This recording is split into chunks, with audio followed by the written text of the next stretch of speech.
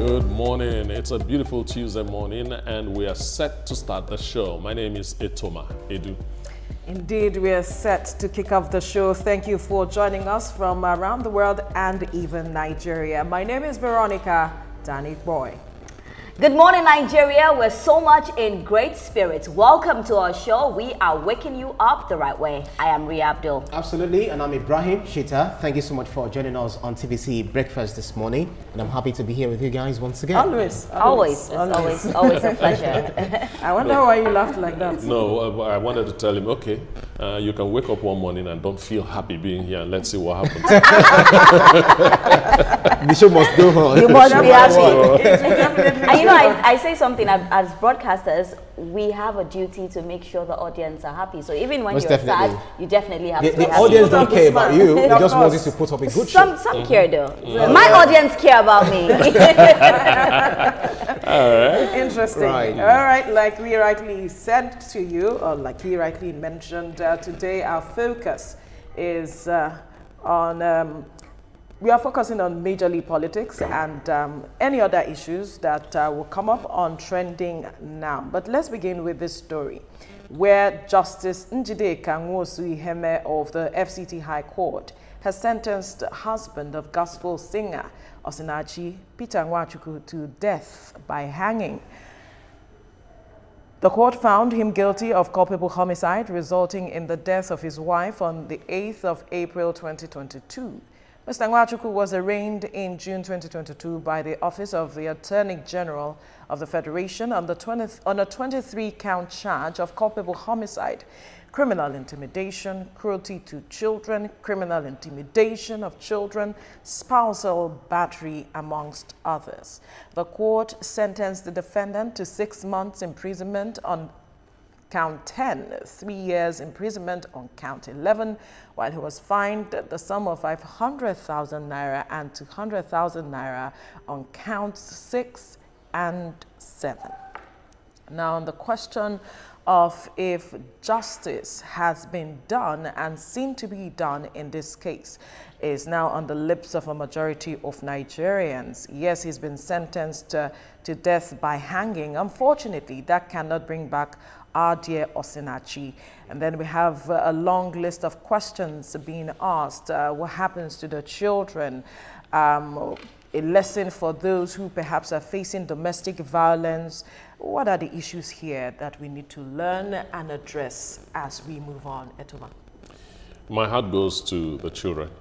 You know, in every domestic quarrel, no matter how small or how big, it is the children that always hold a short end of the stick. Right. It is unfortunate. In this case, it is the extreme. Mother is dead. Father has been sentenced to death, and several other. And this is one thing that makes me, that confuses me a little bit. Should I use that word, confuse?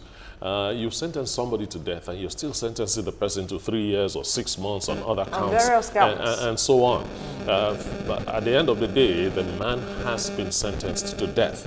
The other side of the story is those men that are used to beating their wives, this might act as a deterrent. It might act as a deterrent to those guys that do that. I wonder why anybody would want to do it.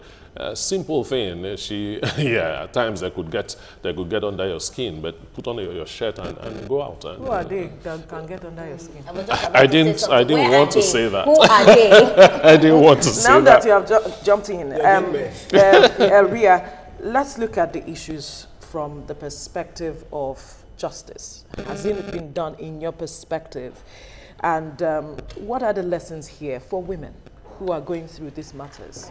First of all, I want to say that the children have become collateral damage, which is really sad. They do not know anything about what has happened, but they're going to face all, you know, the sadness and everything that's going to happen to them. But now my own question is, I am happy that this has happened because this is going to serve to, Veronica, I'm telling you, as we speak, there are still men that are beating their wives. Of course. As we speak, women will even be beaten today as we're on this table talking. And I just feel like this will serve as a lesson. And when I see people on social media saying that, oh, the judgment is too harsh, I mean, like, what do you mean the judgment is too harsh? Somebody beat his wife and I don't know if you heard the stories before the woman died, how he was hitting her chest. Like, there were so many emotional stories. I'm really surprised that this same Nigerians were all now saying that, oh, the judgment is too much, or what else would they have given him? I am happy that this has happened. It will serve to any man that is beating his wife. So this is justice. This is justice, or any man that is beating his wife or thinking about beating his wife. Because as a man, once you raise your hand on a woman, first of all, it makes you less of a man. And we need to do things like this so that people will see that this is bad, and if you do this, this is what will happen to you. It's sad that the children are going to go through this collateral damage. It's sad that the children are going to face a lot of hardship that they did not plan for, that they did not even think will happen to them. But I feel like at this point, justice has been served. Ibrahim, do we really learn lessons? Because, like she pointed out, there are those who will still battle their weapon and say that, well, that's his own matter. There was a court, and that's why this has happened. And then the matters of, you know, where we are saying, oh, let's cover our own, let's deal with our issues.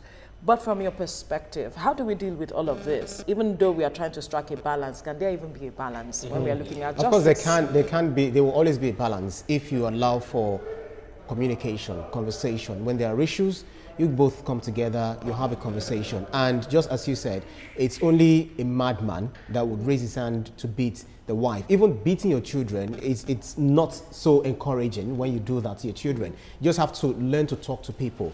But some of the lessons here is that no matter what the situation will be, fame, faith, fortune, don't shield anyone.